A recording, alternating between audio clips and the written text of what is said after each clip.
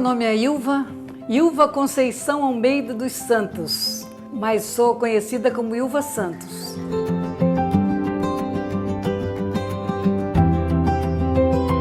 Moro em Navegantes desde 1969, tenho 72 anos, sou casada com o Elcio Renato dos Santos, o conhecido Jacaré, em memória. Tenho 2 filhos, a Mayla, que é jornalista, e o Michael, que é músico profissional. Eu cheguei em Navegantes em 1969 e eu encontrei uma Navegantes completamente diferente da de hoje. Eu vim de Minas Gerais, eu sou mineira, nasci lá, mas hoje me considero navegantina de coração. Aqui eu me apaixonei por Navegantes, eu fui morar num bairro São Pedro, o famoso Pontal, né? E quando me perguntam, né, eu sou pontaleira de coração, eu amo o bairro São Pedro. Foi lá que eu vivi os melhores momentos, lá eu conheci o Intrude, lá eu conheci o Terno de Reis, lá eu conheci o Boi de Mamão, lá eu conheci o Pau de Fita, lá eu conheci as brincadeiras de Malhação de Judas. Lá o bairro São Pedro é um bairro muito cultural e isso em 1969 não se tinha, a única televisão que tinha no bairro São Pedro era do meu pai, então a televisão entrava às 8 no ar e às 10 saía, então não se tinha telefone, nada disso. Então a diversão era a cultura e lá eu me apaixonei mais ainda por Navegantes. A gente, para atravessar o rio, usava lanchinha, mas quem morava no Pontal atravessava de bateira, às vezes papa-lavagem. Papa-lavagem era uma bateira pequena que era levada a remo. E eu fui para a maternidade, cada vez que eu ia fazer os exames do meu pré-natal, que eu estava grávida da Mayla, eu ia de bateira, porque era mais perto, a gente descia as pedras, entrava na bateira e lá em Itajaí tinha um posto que abastecia os barcos, chamado Machadinho, e a gente descia lá. Às vezes, quando a maré estava baixa, era uma festa para poder sair da bateira. Alguém tinha que segurar braço, outro segurava pela perna para poder tirar a gente da bateira e botar em cima do trapicho. Mas ali era mais perto do hospital para a gente ir a pé. Falando de fundação cultural, né? Falando de cultura.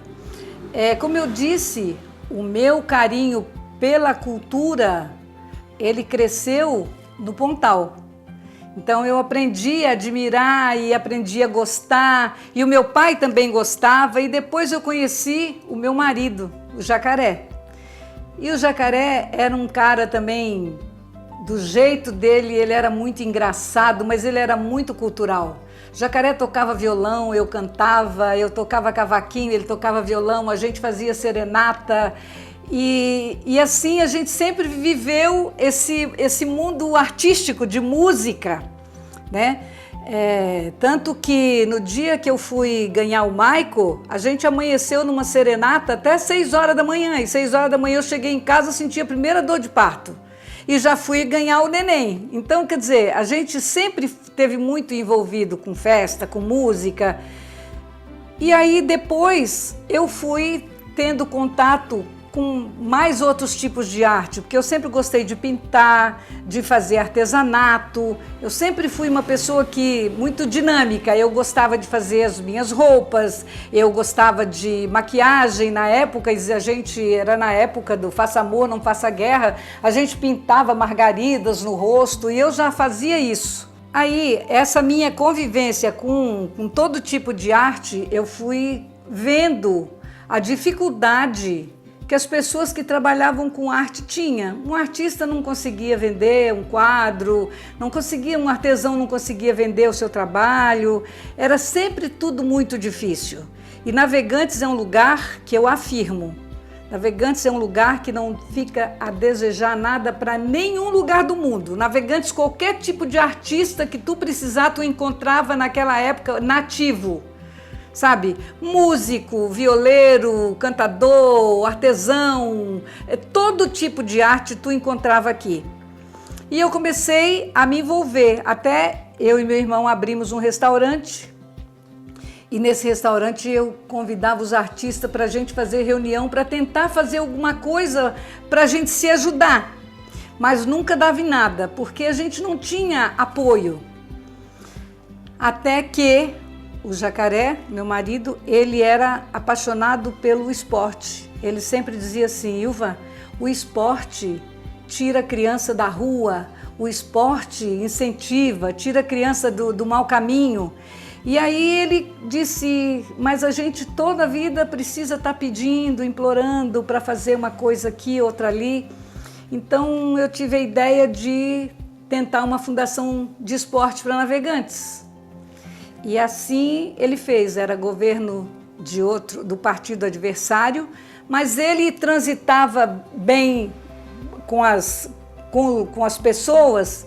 Os partidos eram adversários, mas ele transitava muito bem com as pessoas, ele era um cara muito bem relacionado. E ele conseguiu isso. Aí, a Fundação Cultural, em 2001, ela saiu a fundação. Aí foi feito um movimento muito legal, que assim, o esporte e a cultura começaram juntos, 25 anos atrás. E eu saí um dia com o Jacaré, fomos atrás de uma casa onde fosse nascer a Fundação Cultural. E a gente encontrou essa casa que tu vai ver na foto.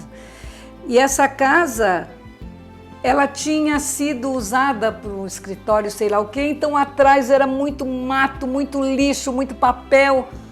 E aí algumas pessoas que já estavam designadas para trabalhar na fundação vieram e a gente se juntou com enxada, com pá, com um balde, porque nem mangueira tinha, sabe? Assim, uma mangueira apareceu no final, no começo era tudo assim.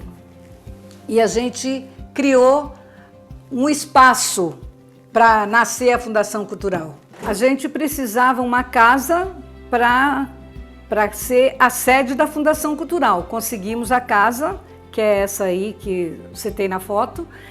E só que a gente tinha o espaço para a biblioteca e etc., mas a gente não tinha um espaço para os artistas, para os artesãos trabalharem, para os artistas fazerem exposição, para ter aula de música, para ter assim, eventos, né?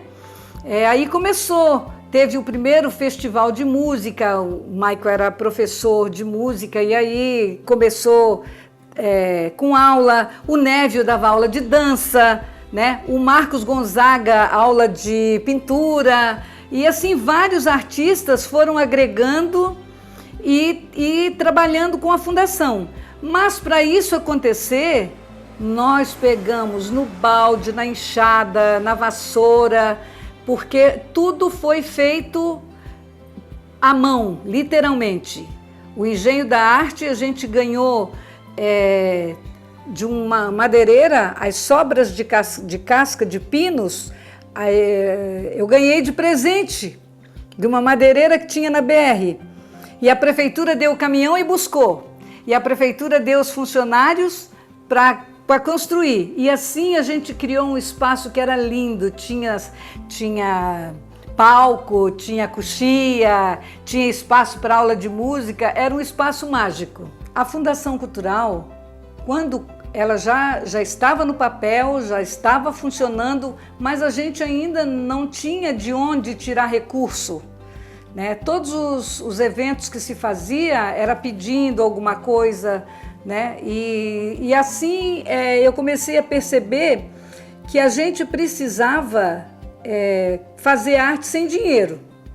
E aí eu criei um projeto chamado Arte na Pedra, eu criei o Natal da Paz, o Natal da Paz existia, eu criei a arte do Natal da Paz, que foram os bonecos de neve, Papai Noel, feito de garrafa PET, feito de saco de linhagem, né? Eu fui usando todo o processo de reciclagem, porque a gente ainda não tinha dinheiro. Por exemplo, a inauguração da Arte na Pedra, eu ganhei todas as tintas de uma amiga já hoje falecida, a Beth, mãe do Digo e do Christian, eles tinham uma loja de tinta e ela guardava todas as tintas vencidas para mim.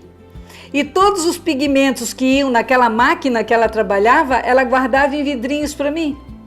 Então eu sempre ia buscar e ir guardando em casa. Quando nasceu o Arte na Pedra, eu convidei os artistas que vieram pelo amor, né?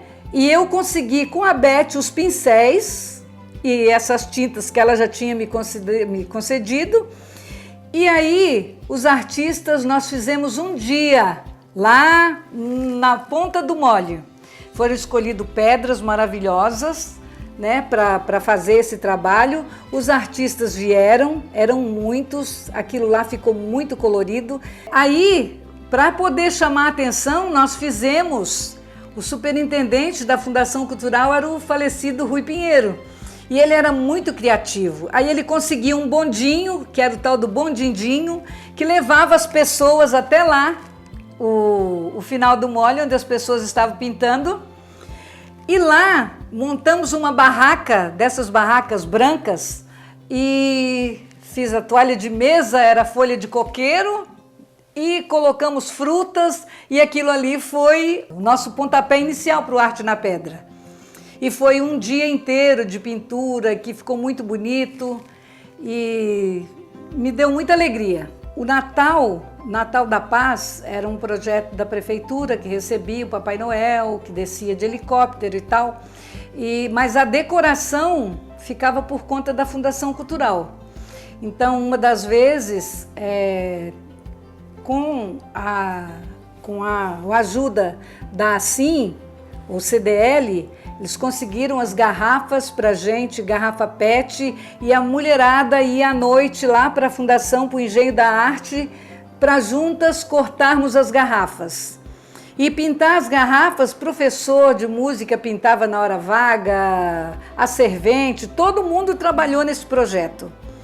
A prefeitura fez as armações que eram de ferro, né, passei as medidas e tal, e isso foi feito na ferragem ali da prefeitura.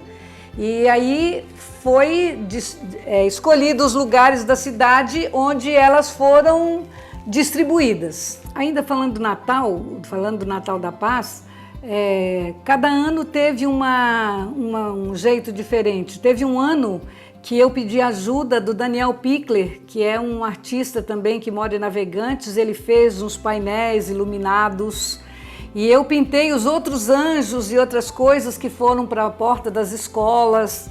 Então, assim, tive a parceria com o Daniel. Mas os outros anos foi feito eu com o pessoal da Fundação. Eu fiz bonecos de saco de linhagem, tinha um sacolão aqui em Navegantes, e eu ia lá e pedia os sacos de batata, eles jogavam fora e era saco de linhagem. E eu pedia os sacos e ele guardava os sacos para mim. Então eu fiz a cara dos personagens, eu fiz com máscara feita no próprio rosto, com gesso.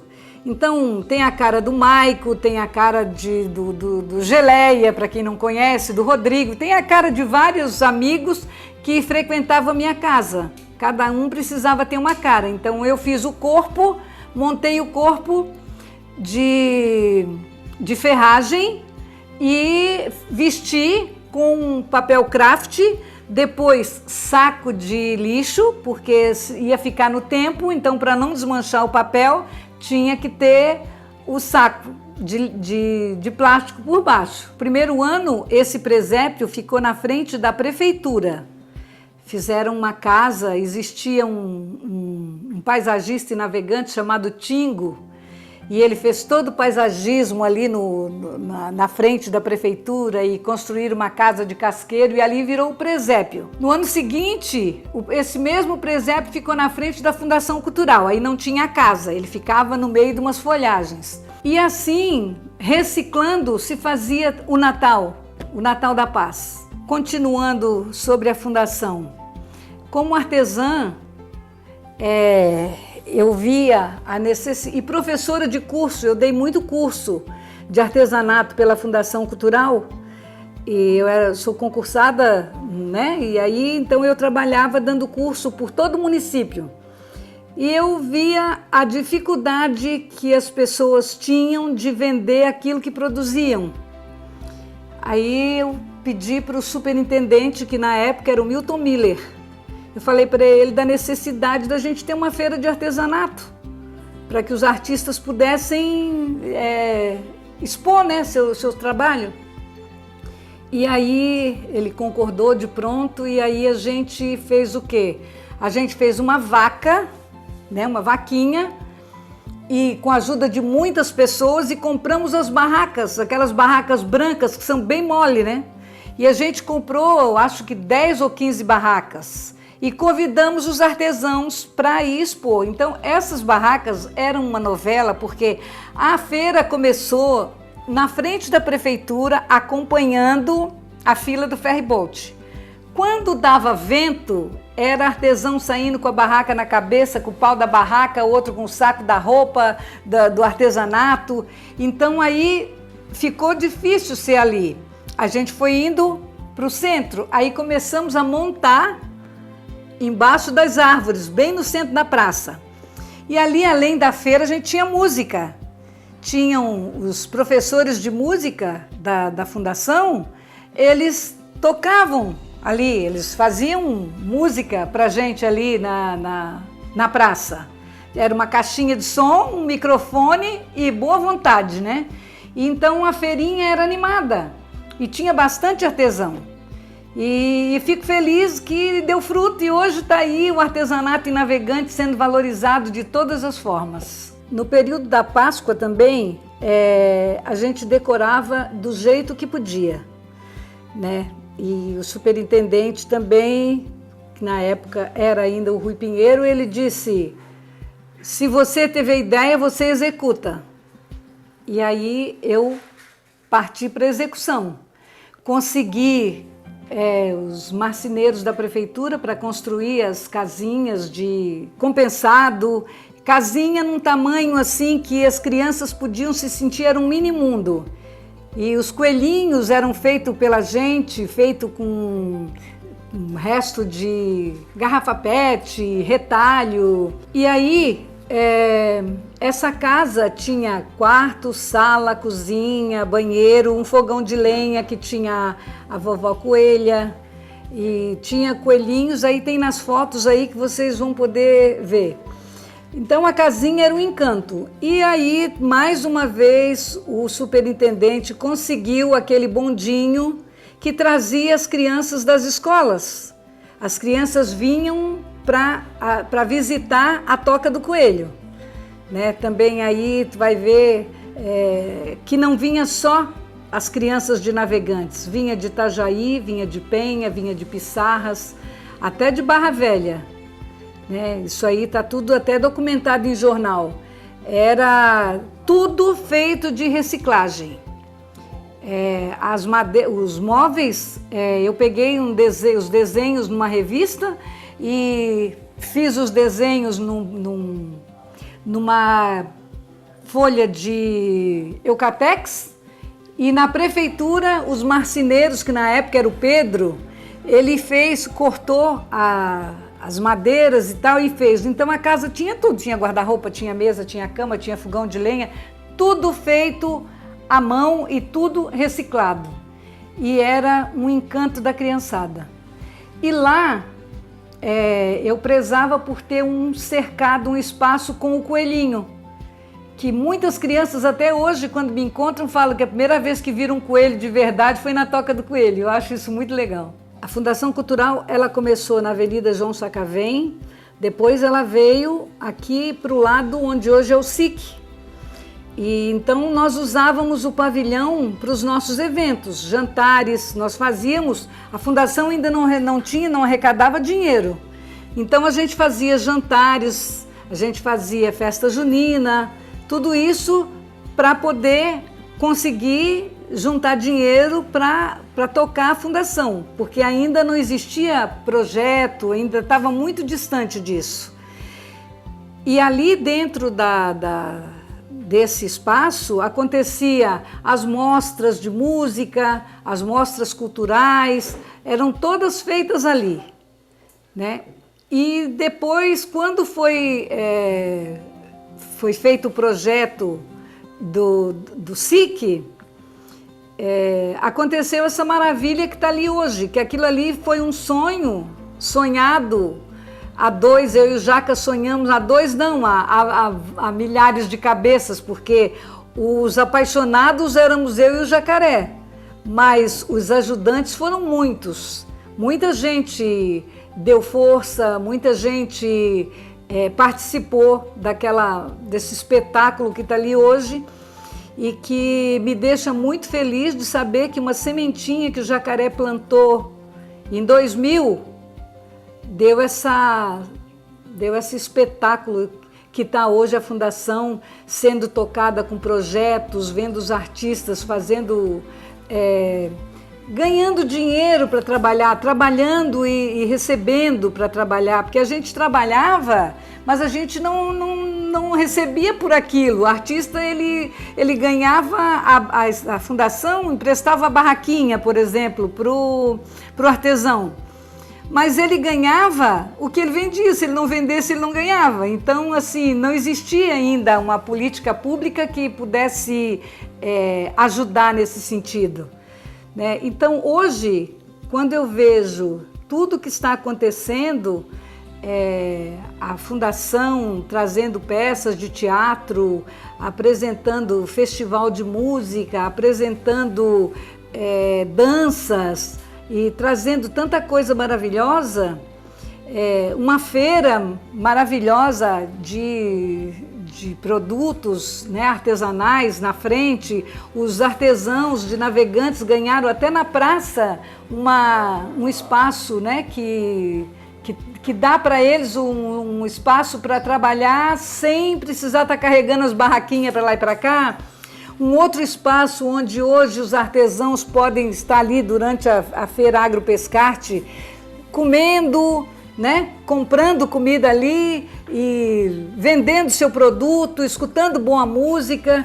Isso hoje me deixa muito feliz. E eu fiquei muito emocionada, não consegui segurar a lágrima o primeiro dia que eu entrei no SIC. Porque aí passou esse filme inteiro na minha cabeça. Eu vi toda essa trajetória acontecendo e ver o espetáculo que está hoje. E a gente sabe que daqui para frente vai ficar cada vez maior, porque Navegantes é um lugar de muita cultura, de muita gente culta, de muito artista e de muita gente com vontade. Eu quero registrar aqui alguns artistas que estiveram do meu lado nessa trajetória. Marcos Gonzaga, que é o artista que pintou essa tela do meu marido, do Jacaré, e me deu de presente. O Névio, que era nosso professor de dança, né? O Nivaldo, que era uma pessoa também muito presente na arte, está até hoje na Fundação Cultural, né? O Daniel Pickler, que também fez parte dessa história. A Maria Rita, grande professora de teatro da Fundação Cultural, né? A Vilma Mafra, que eu não posso deixar de citar, né? E o Maicon, meu filho, foi o primeiro professor de violão e o contrabaixo na Fundação Cultural.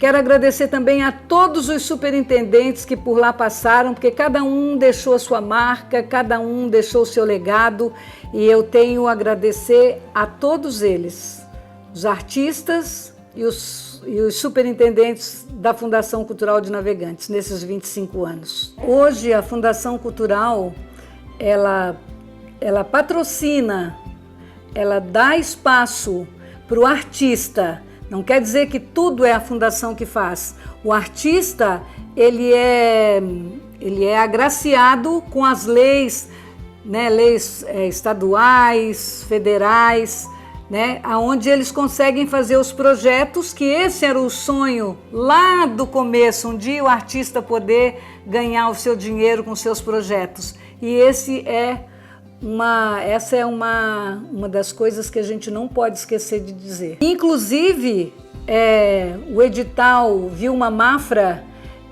leva o nome de uma pessoa de importância fundamental na cultura de Navegantes. Ela é uma escritora, ela é professora, ela é uma pessoa incrível, sempre preocupada com a cultura, sempre ajudando a cultura, sempre contribuindo com a sua cultura. É uma pessoa que sabe toda a história de Navegantes. Eu costumo dizer que a minha amiga Vilma, que eu tenho uma honra muito grande de ser amiga, eu costumo dizer que ela é uma enciclopédia ambulante.